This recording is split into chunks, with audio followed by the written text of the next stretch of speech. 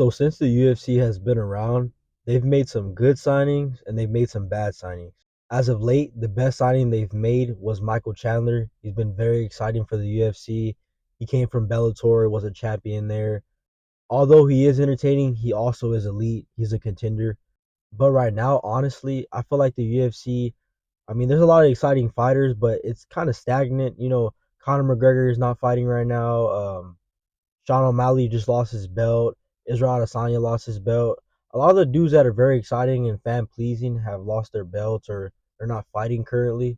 And I'm not saying that guys like Dricus du Plessis, Islam Makhachev, but to the consensus, most people would find a style like Marab kind of boring. So I think the UFC needs to add more guys to the roster that are very exciting and also talented. The fighter I want to discuss today is Aaron Pico.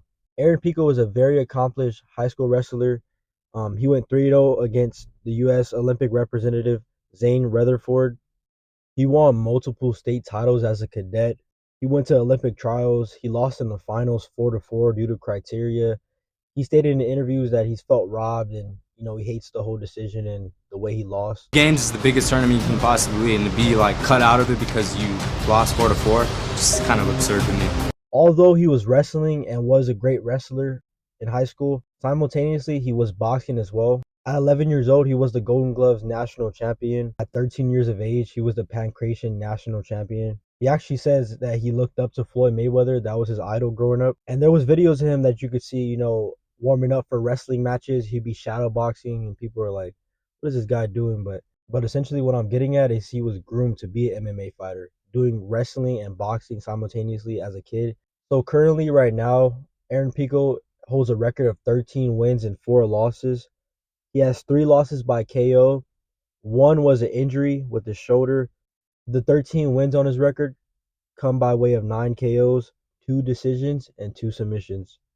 His MMA career has had ups and downs. He got KO'd by Adam Borage. He got KO'd by Corrales. And also with the Henry Corrales loss, he avenged it in his recent fight. So he took that stain off his record. I just want to say that he has 1 fight left on his Bellator contract. And he said ultimately that he wants to make money and put on exciting fights. As of right now, I have 2 fights left on my contract with Bellator. I want to fight the best guys in the world in all organizations. I only have a certain amount of time in this game, and I don't want to waste it. I want to fight. I mean, I'm 27 years old, and I want to be great in this game. I want to be remembered, and to be upfront, I want to make money. I want to put on classic fights. I'm exciting. So let's get into his style. He's very explosive. He has God-given power, nasty nuclear power. He knocks guys out with one shots. He has the boxing. So in his MMA style, he incorporates body shots. He goes to the head. He mixes up levels. He has a good jab, good combinations. Punch variety is good. Punch placement is good. He has a decent leg kicking game. He doesn't really go to the head too much. He also incorporates his wrestling, very dominant wrestler control, and he has very, very good ground and pound. Like a lot of other wrestlers don't have in MMA. He can finish you down there. He's not the best offensively jiu-jitsu guy. Like, he's not going to submit you, but his grappling is good enough.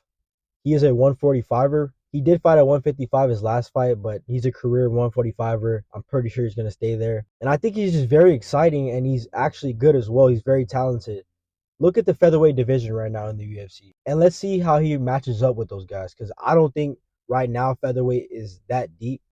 There is good fighters, but they're closer to, the bottom part of the division. Top 5, close to the champion.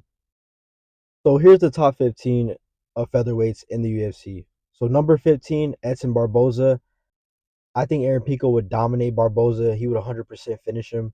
I could see him taking the easy route and taking him down and just, mauling him. But if he lands on Barboza with a left hook or any sort of punch, he's going to put him out. I don't think at this stage Barboza would, survive a punch from Pico. Number 14, Dan Ige.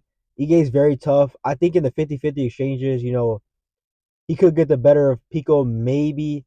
And Dan Ige is durable, so Pico would probably have to stop him to the body. I think he could hurt any 145er, but it's going to be hard to put Dan Ige away. I see him taking a TKZ route and just out-wrestling him to a 30-27, easy fight. Bryce Mitchell, I'm a big fan of Bryce Mitchell, but I think Aaron Pico would decimate him. I think he would stuff all his entries, hurt him to the body, hurt him to the head, and stop him. Maybe like in the second round. Giga Chikadze. So on the feet, Giga is gonna give Aaron Pico hard problems with his kicks. I think that's very dangerous. I think he could put Pico away. But Pico would again out wrestle Giga Chikadze dominantly. I wouldn't even be surprised if he rear naked choked him or just, ground and pound ticket held him in the third round. I think it would be kind of bad as soon as, Aaron Pico gets that double leg on Giga Chikadze. Number 11 ranked Lerone Murphy. That'd be a good fight, honestly. Lerone Murphy has decent takedown defense, but Dan Ige was able to take him down. And, he gave his back to Dan Ige. He was able to work his way back to the feet. But with a dominant wrestler like Aaron Pico, I think Aaron Pico could, control Lerone Murphy to a boring 30-27 decision. Calvin Kattar, Calvin Kattar on the feet, he would give Aaron Pico problems with his jab, but I think it's another fight that, Aaron Pico will level change and dominate Calvin Kattar. We've seen Aljo, who's not the greatest wrestler. He's more of a better grappler. Uh, it might be a hot take for some people, but I think Aaron Pico is a way better wrestler than Aljamain Sterling. Josh Emmett. Josh Emmett is actually a tough matchup for Aaron Pico because Josh Emmett has good takedown defense. He was a good wrestler back in the day. More powerful than Aaron Pico for being real, but Aaron Pico has better boxing than him, technical ability. I think he's a better striker than Josh Emmett all around. I can see Aaron Pico putting a jab on him, kind of staying at bay, and just, beating him with, activity and volume. But if he gets too overzealous and, trades with Josh Emmett in the 50-50, he's going to get knocked out, most likely. I think he would be Josh Emmett, but it's kind of a tricky fight. Arnold Allen. Stylistically, I think I would favor Arnold Allen a little bit over Aaron Pico. Arnold Allen kind of has a sus chin, but he's a very good striker. He has good range. I would lean Arnold Allen's way, but it's kind of a 50-50 for me. Brian Ortega at this stage, I think Aaron Pico will absolutely decimate him. He beat the fuck out of Brian Ortega, stuff his entries, and piece him up on the feet. I think Pico actually has a good style to beat Mavzar. Arnold Allen has been able to stuff his entries. Hakeem Dawodu gave him a good fight. He actually hurt Evloev at one point. And there's been times where he's slowed down in 3-rounders, but for the most part, his cardio is decent. I think it's a 50-50 fight. Aaron Pico could stop him on the feet.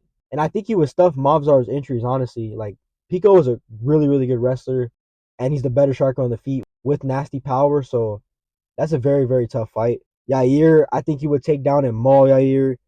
Diego Lopez, that's a tough fight as well. He's a better striker than Diego Lopez, a better wrestler, but if he takes Diego down, that's just a great submission threat. Lopez can submit him.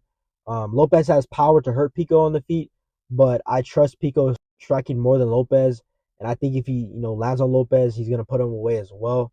So it's really a 50-50 fight, but I'd probably lean Pico, honestly.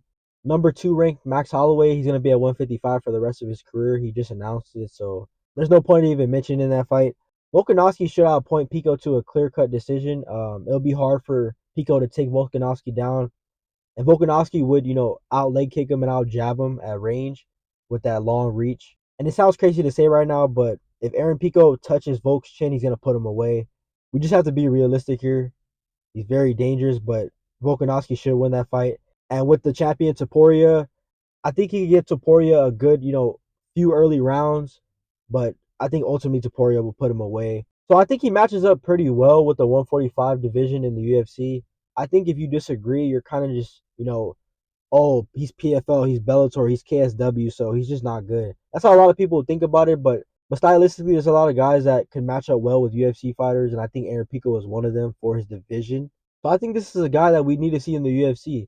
His contract's about to be over with Bellator. He's a very exciting fighter. He has contender potential. I think he would be a contender. So it's not just like, oh, this guy's entertaining, let's get him in the UFC. Like, no, he's actually genuinely good as well.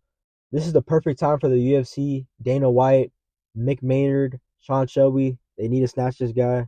And it would just be cool to see Pico with the elite of the elite, the best fighters in the world, because I think that's where he belongs to be.